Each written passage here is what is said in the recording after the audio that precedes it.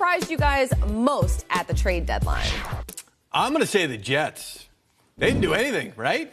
They were in on Dante Fowler. They've actually checked on Fowler before. I gather that they've also checked on some other pass rushers who were not available because how long has it been since the Jets have had an edge rusher? John Abraham. John Abraham, right? I thought maybe they would have kicked the tires on maybe Shane Ray, who we know is available. I believe they did. I believe they again, on a number of guys. I don't believe that their offer for Fowler was, well, I know it wasn't as strong as the Rams, but I don't know that it was in the same ballpark, to be honest. But it shouldn't be, because you have to understand what the Jets are thinking. They're thinking that why would I give up, draft picks when I can sign these guys, after the season. So they have opportunity to sign these guys after the season. They have tremendous cap space. They understand that they're going to use that draft equity to move up because they need a left tackle. But the one that stung, I'm sure, for people inside that building was Ty Montgomery. Yeah, that makes no sense. There you go. Yeah. There you go. I mean, the seventh round pick. IR.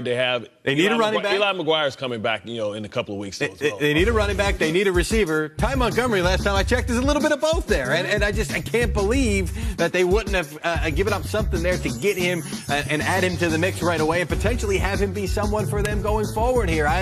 The Jets got their quarterback. Okay, good. Right. Everything's moving in the right direction from that standpoint. But you don't stop there, and you've got to add those complementary pieces. You're right. It's going to be a big offseason for them, but did they miss an opportunity now to start to get into the mix? For me, I was really surprised about the Lions. They're only one game back from the Bears right now in the division, and I understand Golden Tate, he has only a year left on his deal, so that's fine, but this is Matt Stafford's top target. Yeah. This is a guy that Matt Stafford goes to him over and over. He leads the team in both catches and yards. Plus, they have games coming up at the Bears, at the Vikings. So they could have been maybe in first place if they beat both of those teams coming out of this. And now it's going to be tough without Golden Tate there for them to do it. So I would be upset, I think, if I'm a Lions fan right now. Right. You nailed it. Yeah. They made a trade for Damon Harrison, and then they traded away Golden Tate.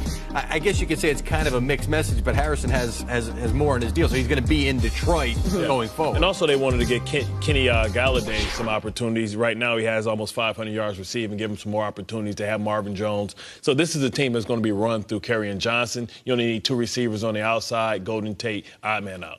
Yeah, it's also kind of like what you had said, though, earlier, G, about the Broncos and getting rid of Demaryius Thomas and them saying, well, they wanted to give Courtland Sutton a shot. I mean, you have good wide receivers. Yeah. Why get rid of them while you're still in the mix for the division? And it's not just Courtland Sutton, though. You got to remember, they're really high on Deshaun Hamilton as well, the kid out of Penn State. And he's actually the one that was taking Demaryius Thomas's snaps in practice. It wasn't Courtland Sutton. Courtland Sutton's been playing. Yeah. It's been Deshaun Hamilton who's been taking away Demaryius Thomas's snaps at that spot. But if we're going to talk the receiver spot, the team that didn't make a move, I thought the Patriots should have made a move at the receiver spot. I don't want to be like a negative Nancy over here, but I don't.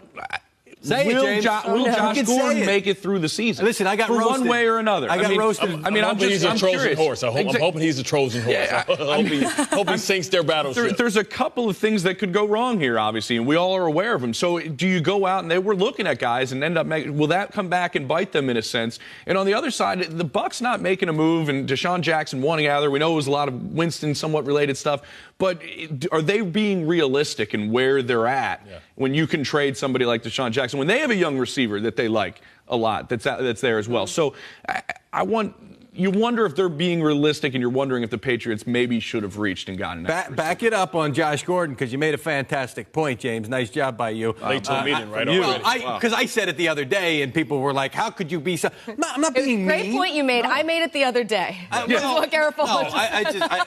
James, thanks for watching the show. D'Angelo Hall was here yesterday. He said it after me, and now you said it after me. We're not being mean. We're saying this guy hasn't played complete seasons. He's disappeared for years at a time. And as much as people want to get on Ian Rappaport about his report the other day that they did not bench Josh Gordon to start the game, he was right about the fact that he was late, and they were considering some kind of discipline for him, including benching him. They must have reversed course at some point. The point is they're already starting to see some of the signs of those things that led the Browns to say, you know what, we're done with this guy. And also, and Gronkowski, too. Thank you. Go do it. And what is our proof that Gronk's going to get through the season healthy? And obviously, that's a tight end. It's targets. It's so who you throw the ball to.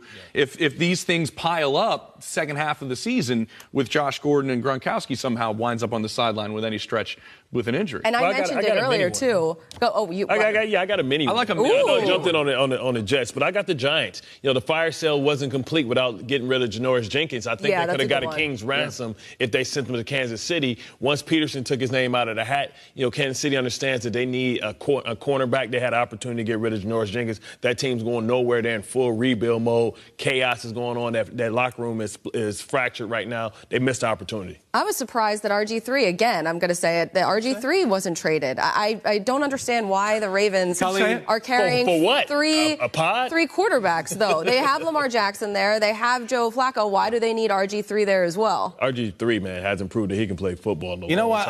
What could you get for him? I'm going to make some calls. You're coming back on Saturday. I'll be here on Saturday. Okay. I'll see if I can find something else. Okay. Teddy Bridgewater. There was. Oh, he already went to this. But no. Your RG3 is your thing. RG3 is my thing. I don't understand. As Steve Smith likes to say, stand on your square, right? Is I that know. what he says? That's it. There you go.